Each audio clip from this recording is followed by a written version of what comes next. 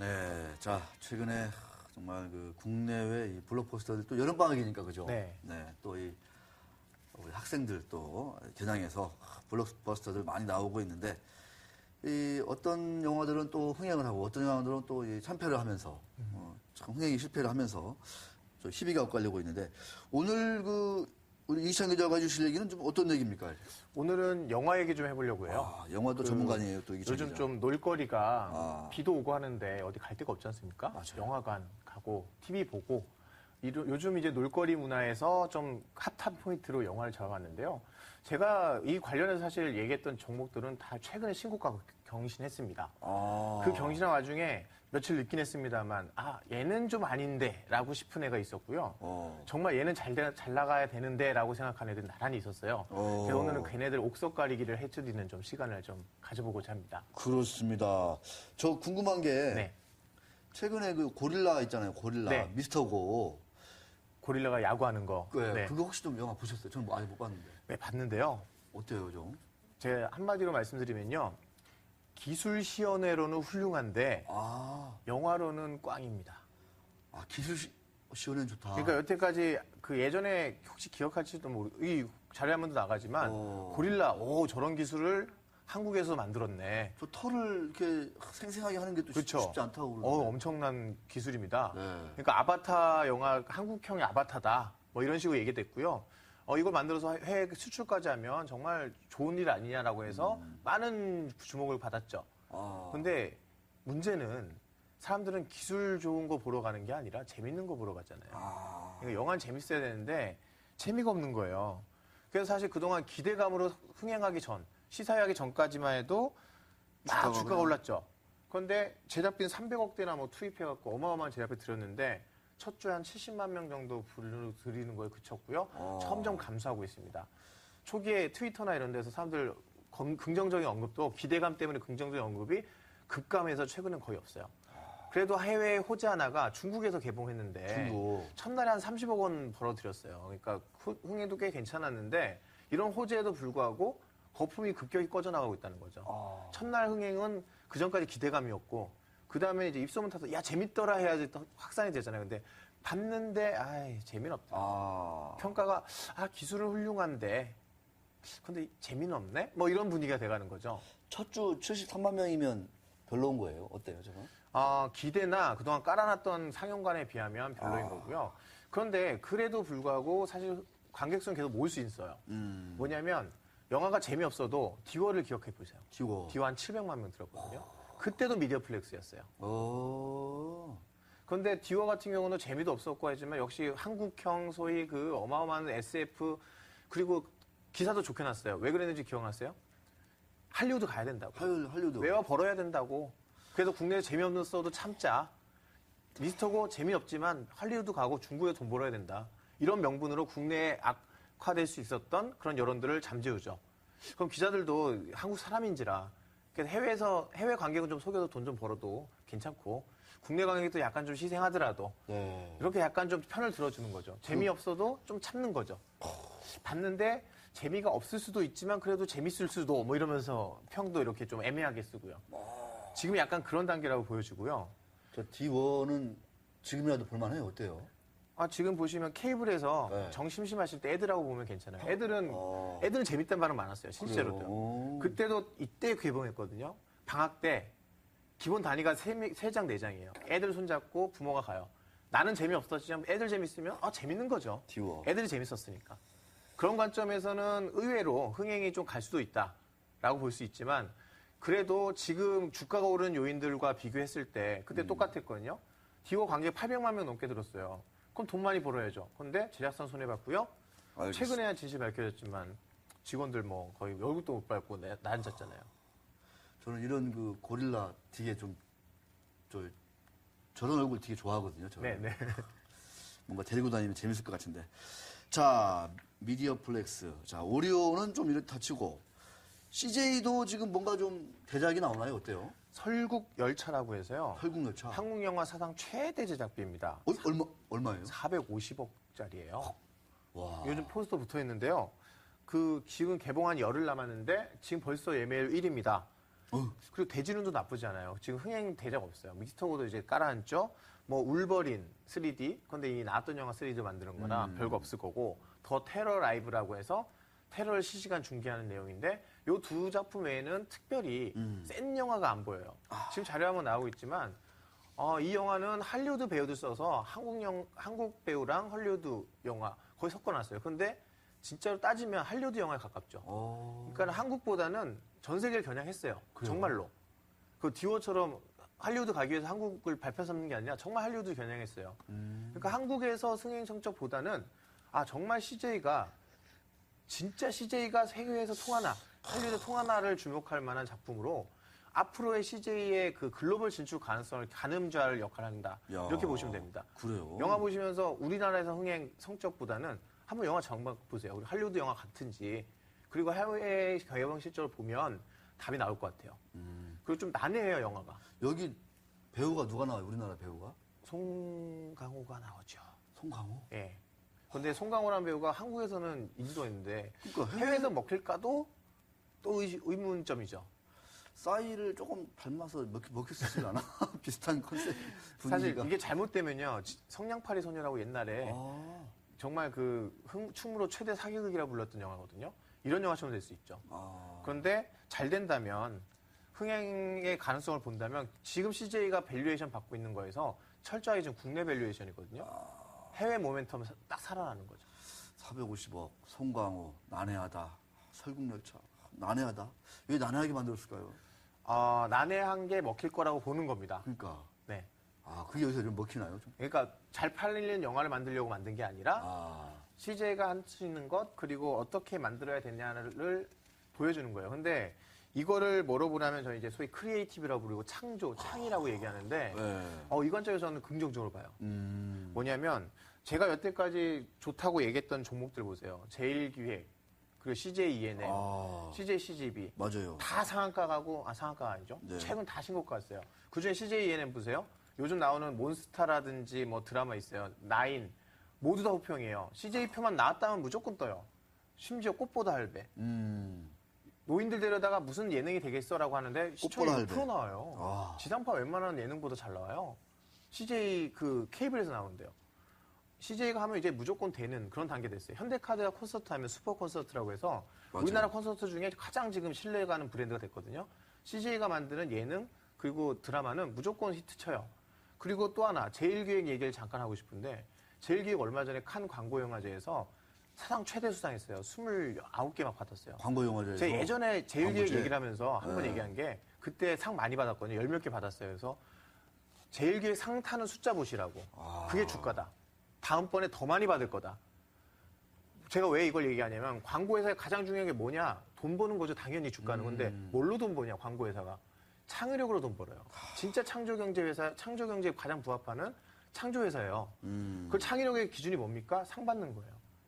자, 보세요. 방송 콘텐츠 중요하죠? 그럼 뭘로 따져요? 시청률, 돈, 광고. 그런데 그거보다 중요한 거 한번 상 받는 거 따져보자는 거죠. 저도 지금 보면 요즘에 뜨고 있는 CJ의 모든 아이템들 보잖아요. 사실 지상파에서 나왔던 아이템들 많아요. 그런데 다 킬됐어요, 소위. 그 내부 결제 시스템에서 내부 관리자들이 야 이거 먹히겠어라고 잘라버리는 거예요. 대표적인 게 저 할아버지 예능이에요.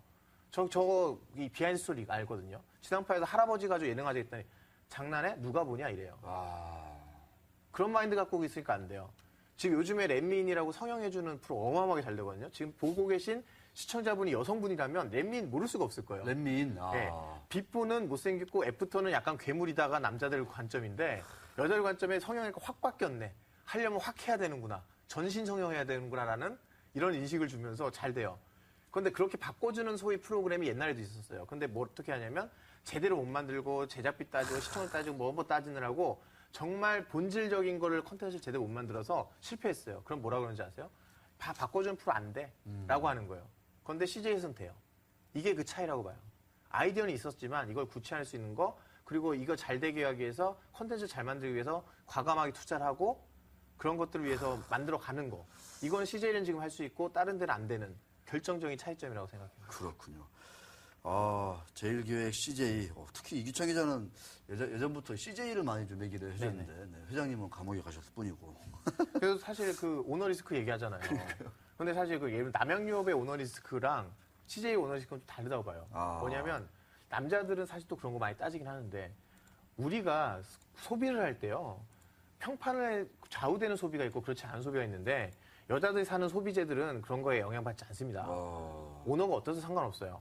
옛날 삼성이 세탁기를 팔 때요. 이런 세탁기 광고에서 욕을 먹었어요. 살균 세탁하셨나요? 땅땅땅.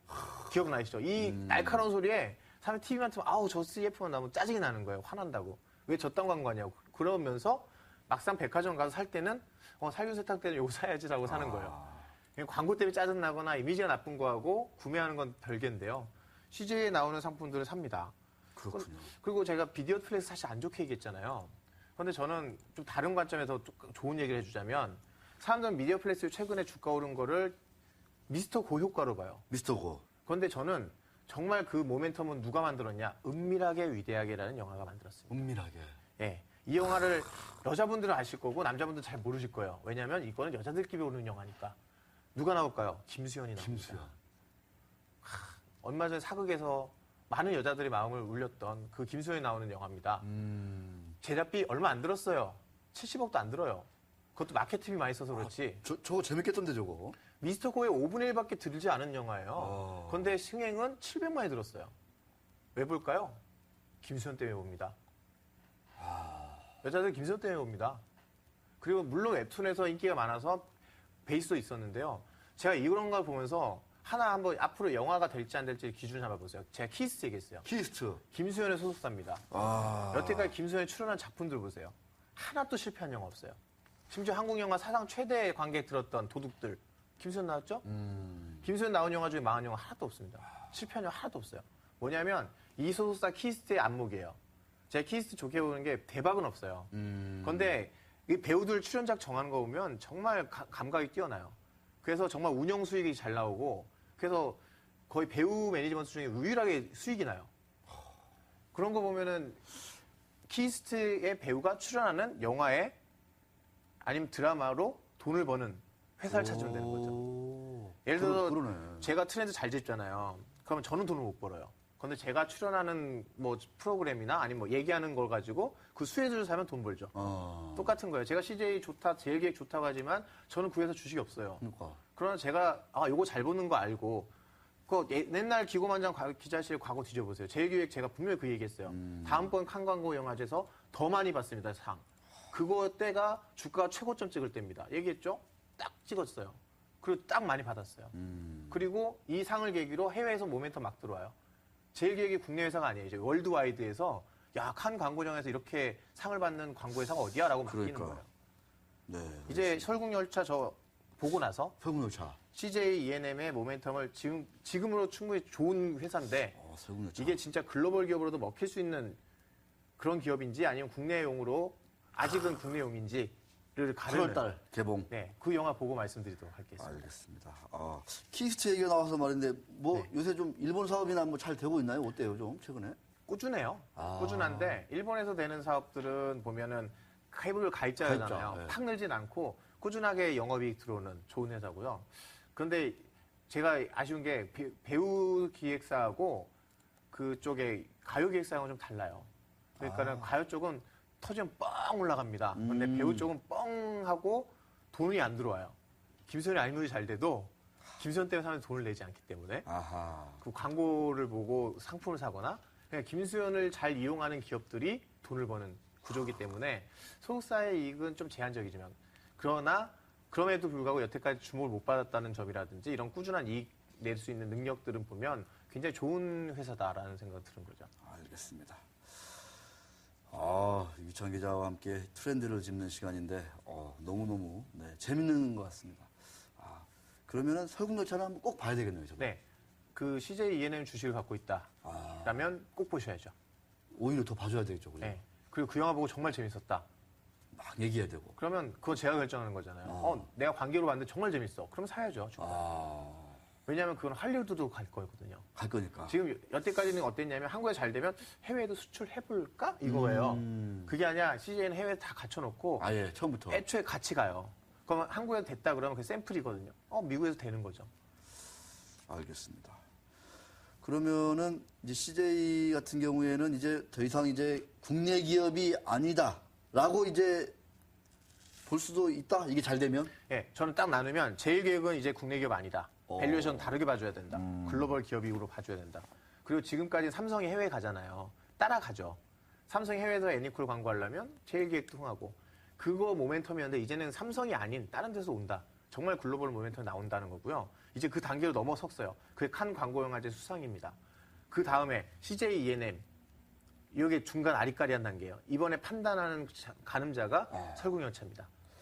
이게 되면 다음부터는 투자도 해외에서 들어올 것이고요. 3,400억짜리 쉽게 만들고 그걸 국내에서 어느 정도 소화하고 헐리우드에서 큰 모멘텀 일으키는 이런 비즈니스가 된다는 거죠. 그리고 이제 그 다음 단계 미디어 플렉스는 근데 그게 없죠. 네. 그런데 국내에서 흥행 성적 가지고 먹어야 되는데 은밀하게 위대하게 같은 배급해서 돈 잘 번 걸 보면 충분히 수익성 나서 주가 오를만 했는데 그걸 가지고 미스톡으로 넘어가면서 제가 볼 땐 그 모멘텀을 까먹고 있다라고. 알겠습니다. 자, 유천 기자와 함께 얘기를 하다 보니까 시간이 많이 좀 지체하기보다는 좀 흘러간 것 같습니다. 자, 종목 탐험 한 2분 정도 남았는데요. 늘 이래요. 이렇게 2분 남아가지고. 자, 남은 시간에 뭐 많이 할 건 없고, 오해 위기다라는 분이 우리 그 게시판 사연에 좀 길게 올려주신 게 있는데, 이걸 한번 제가 읽어드릴 테니까, 내일 이 시간까지 한번 좀 고민하시고, 이에 대해서 좋은 의견 있으면 좀 올려주시면 좋을 것 같아요. 사실은 이제, 저번에 이제 고민이 저런 거거든요. 투자자들이 자신의 상황에 맞춰 투자를 결정한 경향이 있다. 분명히 있죠. 그렇죠. 유천 기자가 좋아하는 또는 뭐 싫어하는 업종이라든가 기업 스타일이 다 있죠. 다르죠. 근데 기고만장 기자실은 어떠한가? 물론 이제 나오는 기자마다 다르지만 저는 또 제 나름대로의 생각이 있는 거고요. 그쵸. 자, 성향에 맞는 업종이나 기업에 대해서는 실적이 부진해도 장기적인 관점으로 접근하자라고 얘기를 제가 했죠. 왜냐하면 제가 이렇게 투자하다라는 게 있을 거 아니에요. 저는 기본적으로 PBR 투자를 저는 하자는 관점이었거든요. 그래서 개인 투자자들이 성장성만 바라보고 정말 얘기도 안 되는 미래 가치만 주목하다가 다 날려먹는다. 홀라당 그런 거 하지 말고 성장성 너무 점수 주지 말고 PBR 투자를 열심히 하자. 이런 얘기에서 제가 저런 식의 얘기를 많이 들었었는데 이 뒤이어서 이제 과연 이제 제가 강조하는 그런 투자 어떤 기준이라고 해야 되나요? 투자 문화, 철학 이런 것들도 한번 좀 같이 얘기 나눠보고 싶고 또 우리 시청자분들이 중시하는 그 투자 스타일, 철학 또는 기업 가치를 어떻게 따지고 분석하는지 이런 것들은 뭐 정답은 사실은 찾기가 어렵지만 이 투자하시는 분들 특히 자본시장에 발을 들여놓는 분들한테는 뭐 영원한 화두이고 고민거리니까 우리 오예위 기자님의 이 사연을 시작으로 해서 앞으로 여름 휴가 내내는 약간 이런 쪽에 좀 얘기를 많이 해볼 테니까 우리 시청자 여러분들 관련된 좋은 자료라든가 책이라든가 그런 아이디어 있으시면은 많이 좀 참여를 해 주셨으면 좋겠습니다. 참여를 안 해 주시면 뭐 방송이 잘 안 되겠죠. 자, 유천 기자 오늘 아주 창조를 꿈꾸는 대기업들, 기업들 얘기를 들어본 것 같습니다. 자, 수고하셨습니다. 네, 수고하셨습니다.